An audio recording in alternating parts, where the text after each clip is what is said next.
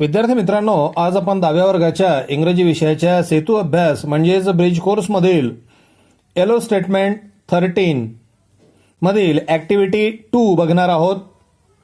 Competency और yellow statement 13 to converse effectively in different social content and real life situation. समाजामध्ये वावरताना प्रभावीपणे वेगवेगळ्या सामाजिक बाबींवर विद्यार्थ्यांना बोलता यावं, भाष्य करता यावं, वेगवेगळ्या घटकांच्या बाबतीत आपले विचार सहज रीतीने मांडता यावेत, प्रकट करता यावेत, हा या ॲक्टिव्हिटीचा मुख्य उद्देश आहे. लर्निंग आउटकम्स और competency statement to enable the student to communicate and talk to resolve issue with people in a better way.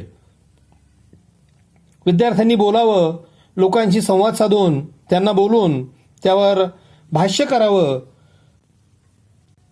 Number 2, to enable the student to engage with each other and think collectively.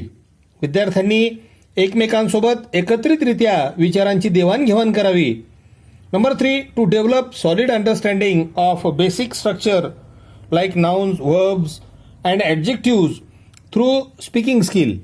विद्यार्थ्यांना त्यांच्या बोलण्याच्या शैलीमधून नाम, क्रियापद, क्रियाविशेषणांच्या basic स्ट्रक्चरची ओळख व्हावी, हा या ॲक्टिव्हिटीचा मुख्य उद्देश आहे.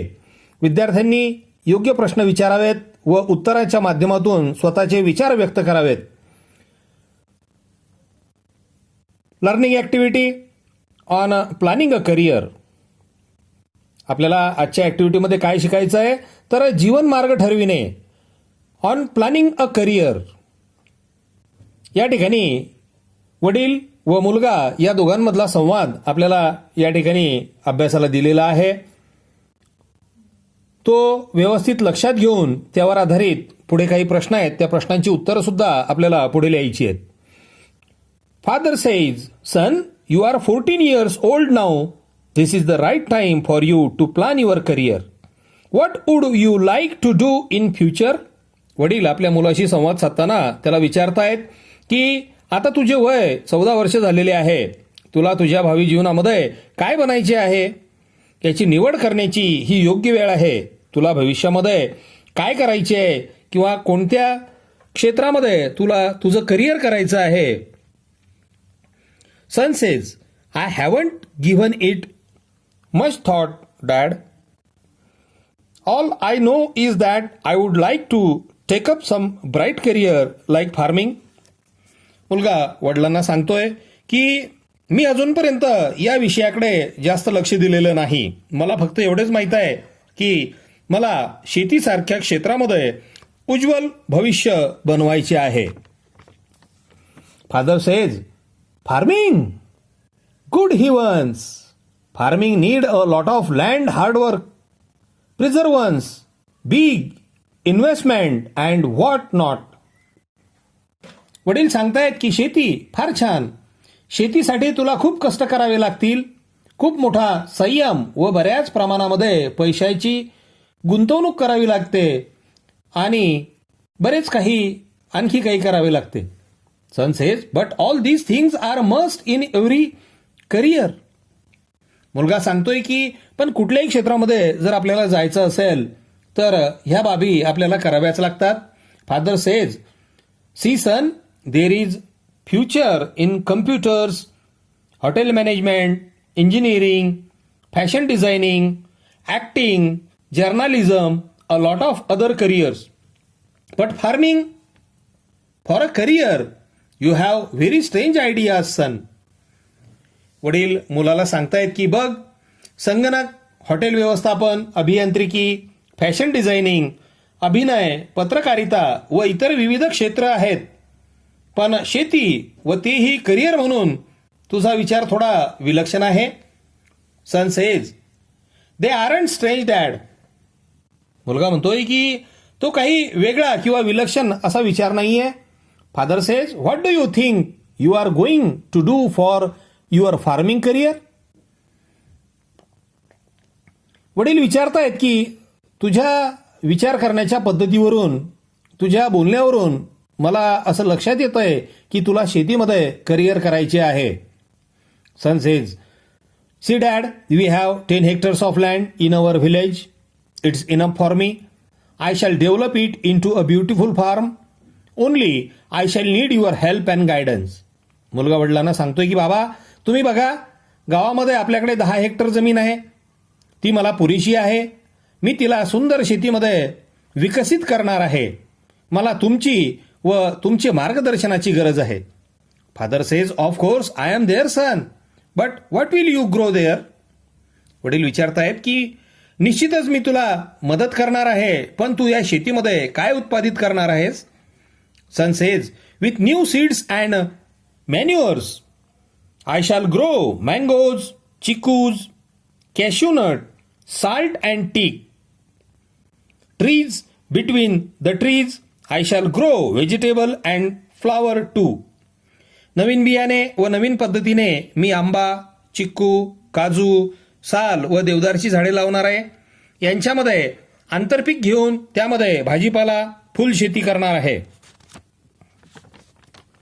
Father says, but for that you will have to learn agriculture. Do you wish to do BSc agriculture. वडील सांगतायत, पण त्यासाठी तुला शेतीशास्त्राचा अभ्यास करावा लागेल. कदाचित तुला BSc ॲग्रिकल्चर तर करायची नाही ना. Son says, yes yes, you right, read my mind. I shall became a graduate in agriculture. I read a lot about agriculture in newspaper.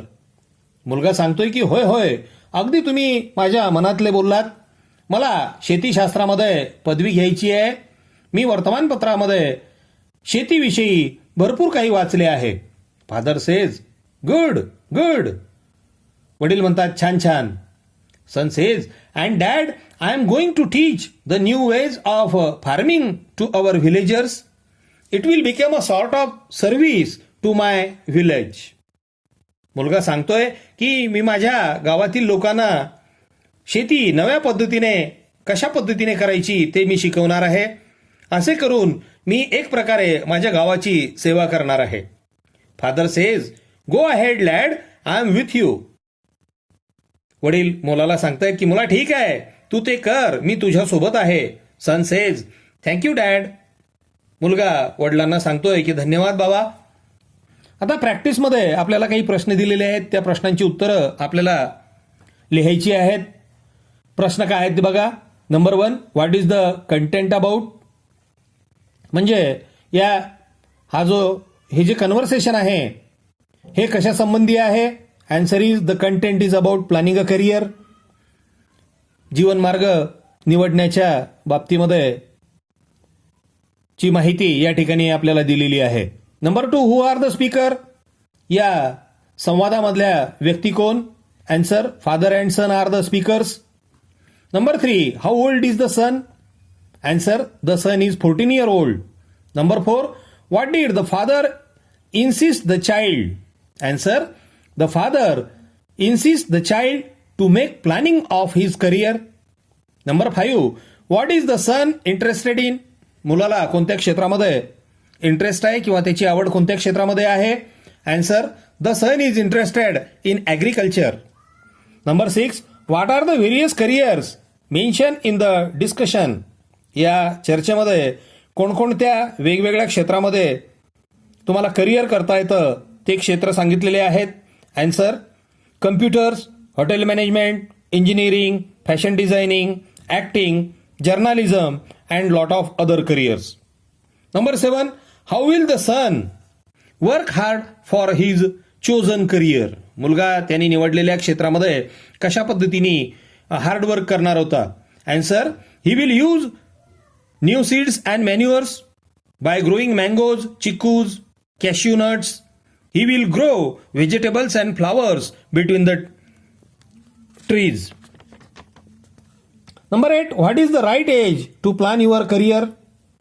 जीवनमार्ग ठरविण्यासाठी चे निश्चित वय कोणते. Answer, near about 14 to 15 years.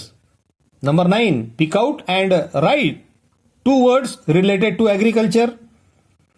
शेती संबंधित 2 शब्द या ठिकाणी लिहायचे आहेत. आन्सर इज हेक्टर हे शेती मोजण्याचं एकक आहे. Then seeds and manures, seeds म्हणजे खते, सीड्स अँड मॅन्युअर्स, सीड्स म्हणजे बियाणे आणि मॅन्युअर्स म्हणजे खते. Number 10, what lesson do you learn from the talk? या बोलण्यामधून तुम्ही कोणता धडा शिकलात? Answer, in every field there needs a lot of hard work. Answer, in every field there needs a lot of hard work. क्षेत्र कोणतंही असो, तुम्हाला परिश्रम घ्यावेच लागतात. यानंतर पुढे एक एक्सटेन्शन ऍक्टिव्हिटी किंवा पॅरलल ऍक्टिव्हिटी किंवा रिइन्फोर्समेंट ज्याला आपण म्हणू, ते खाली दिलेलं आहे. आपल्याला काही शब्द दिलेले आहेत, त्या शब्दांचा क्रम आपल्याला योग्य करून त्यांचा वापर कन्व्हर्सेशनमध्ये करायचा आहे. या ठिकाणी आपण पूजा आणि अनिता या दोघींचं कन्व्हर्सेशन या ठिकाणी बघूया. Pooja says, do you believe in God? Anita says, yes I do, but don't totally depend on his blessings. Pooja says, why so? Anita says, I believe in hard work more. Now, my takeaway today I learned. आज आपण काय शिकलो? तर बघा, number 1, it will learn to ask and answer appropriate, logical and tactful question by thinking collectively. विचार प्रक्रियेमध्ये सहभागी होऊन विद्यार्थी प्रश्न विचारतात. Number 2, they will learn to participate more confidently in a formal and informal discussion and to use correct pronunciation and intonation skills. विद्यार्थी आत्मविश्वासपूर्वक औपचारिक व अनौपचारिक चर्चेमध्ये सामील होऊन योग्य उच्चार व बोलण्याच्या पद्धती शिकतात. आता काही प्रश्न आपल्याला दिलेले आहेत ते बघा. Number 1, what is the difference between a dialogue and conversation? Number 1, answer, dialogue म्हणजे संभाषण. To discuss, to resolve a problem. Conversation म्हणजे a talk, specially and informal one between 2 or more people in which news and ideas are exchanged. 2 किंवा त्यापेक्षा जास्त व्यक्ती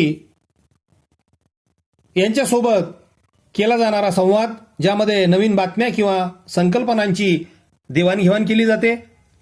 question number 2, how can a person improve his dialogue delivery? Answer, give your characters a unique way of speaking. Reveal character, show rather than tail.